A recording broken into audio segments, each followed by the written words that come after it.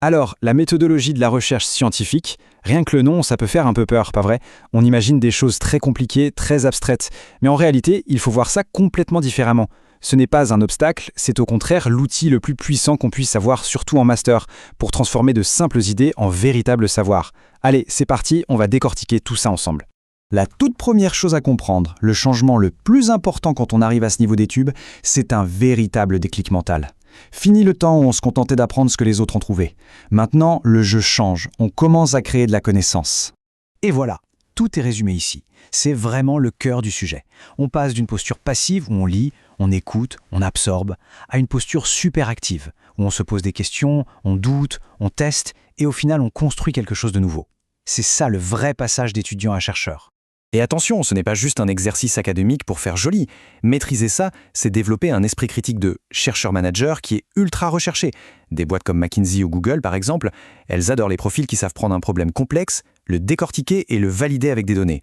Et puis, il y a un chiffre qui fait réfléchir. Sans une méthode solide, jusqu'à 70% des articles de recherche en gestion sont tout simplement refusés par les revues scientifiques. 70%. Tout ce travail qui finit à la poubelle juste pour une question de méthode. D'accord, mais alors, c'est quoi exactement la recherche scientifique?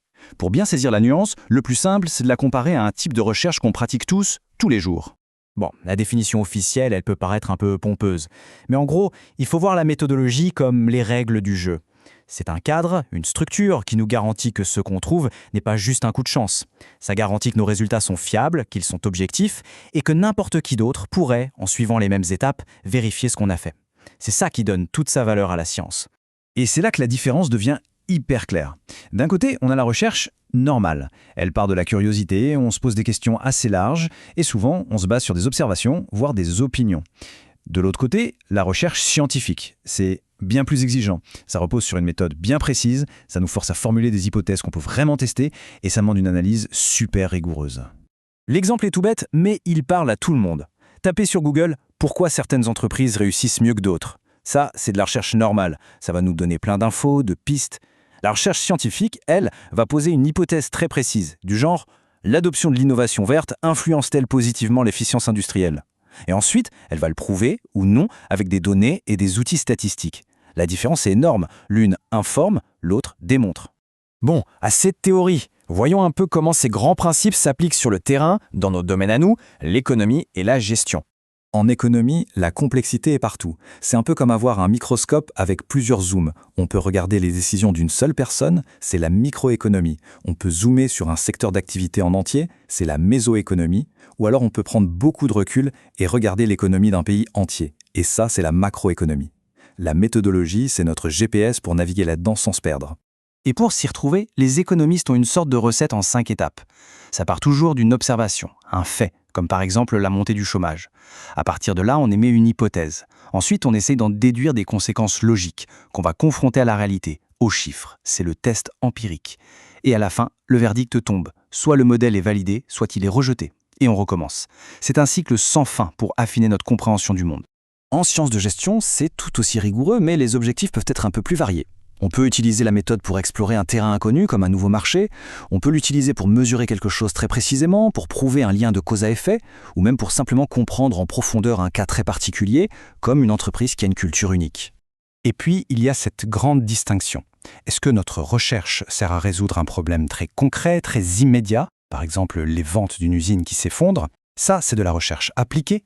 Ou alors, est-ce qu'on cherche plutôt à construire une nouvelle théorie, à ajouter une pierre à l'édifice de la connaissance générale? Ça, c'est la recherche fondamentale. La finalité n'est pas du tout la même. Bon, maintenant qu'on a posé les bases, qu'on a vu des exemples, il y a une question qui brûle les lèvres de tout le monde, j'en suis sûr.